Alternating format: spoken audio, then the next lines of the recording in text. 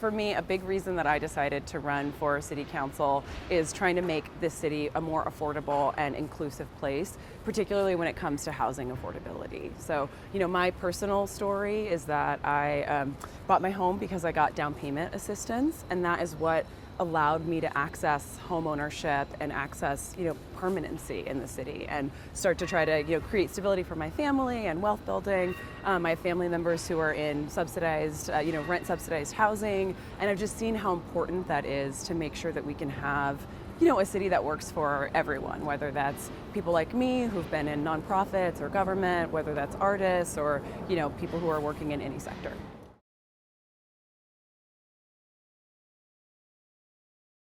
I think it's a testament to the kind of campaign and the kind of message and focus that we have. I think of myself as somebody who represents a lot of different parts of the city in both my personal and my professional experience. So, professionally, having worked in City Hall and done policy work, personally having, engaged in some of the systems that we need to make sure that we're solving for folks. And then I think, the support that we've built around the city. This has been a campaign that has garnered support from so many different diverse communities and constituencies around Seattle. And so I think the primary win, coming out 23 points ahead, definitely speaks to the interest that people have in representative government, in making sure that we are affordable, and I think in making sure that we have a city hall that feels inclusive and accessible. And then, the other thing is I've talked a lot about just my own experience as a mom raising a kid in the city. And I think what people see is that I care deeply about the issues they care about.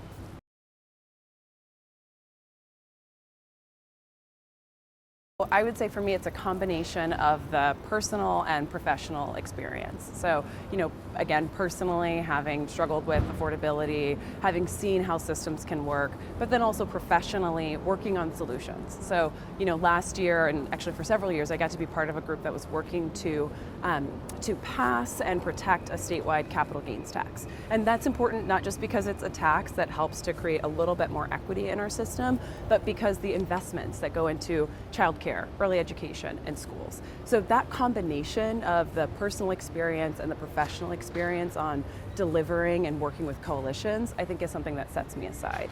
And for me, I think I'm somebody who's able to see the combination of things we need as a city. So we absolutely need the housing abundance and housing affordability. And we also absolutely have to continue making progress on safety and ensuring that we have neighborhoods where you can, walk to the bus, where you have real livability. And that's what I want to represent in City Hall. I think I have plenty of experience. I've worked as a policy advisor in City Hall. I worked as a senior policy advisor to the CEO of Seattle Public Utilities, which is one of the largest departments in the city. It's a substantial portion of the city's budget. So I absolutely bring that policy making experience. I've run a nonprofit that was a multi-million-dollar nonprofit organization. So I have the experience of working, managing staff, of working to get things done.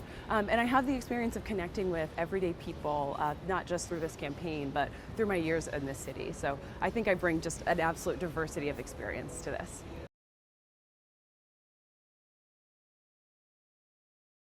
I think for me, I would definitely point to the experience working in coalition and being able to be somebody that unites people. So, one of the things that somebody said about me recently is, I've got the personality that kind of moderates and brings together people. And I think that when I think about governance, right? Governance is about not just having the right ideas, but having the ability to work collaboratively with people to advance those ideas. And I think that is a really important qualifying factor when it comes to being able to represent the whole city. And I think that's absolutely something I bring to the table.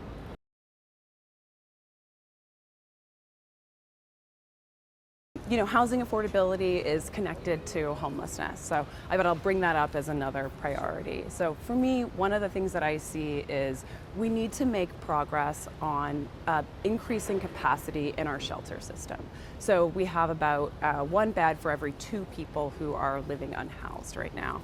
And a lot of the times there's big challenges in actually being able to site new places. So for me, working on adding capacity into our service system is a really big priority. When I first decided I was going to run, I wanted to make sure I was connecting with providers, connecting with community members, and I got a chance to join several service providers for tours and also to listen in on some of the calls when they are trying to get people connected.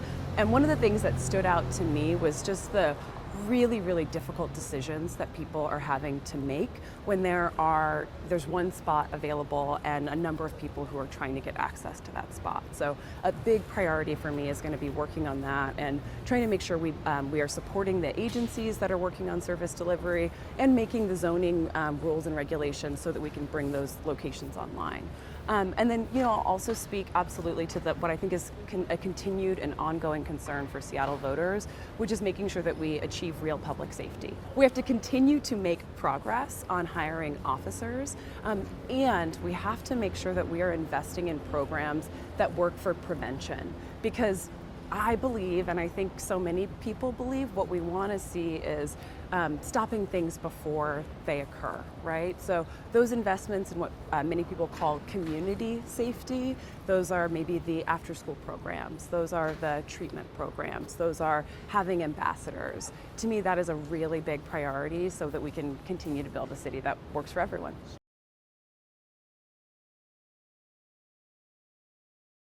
For me, it's about starting with the proven programs that are going to work. And I referenced just a minute ago being on calls with providers who are trying to get people connected to services. So for me, I would start with programs like LEAD and co-lead, and they are making hard decisions about who can get access. So we need to actually make sure that we are not just protecting their funding, which is what was done in the recent budget, but actually expanding that funding to ensure that they can work with more clients. Another part of that, I mentioned before the shelter capacity system.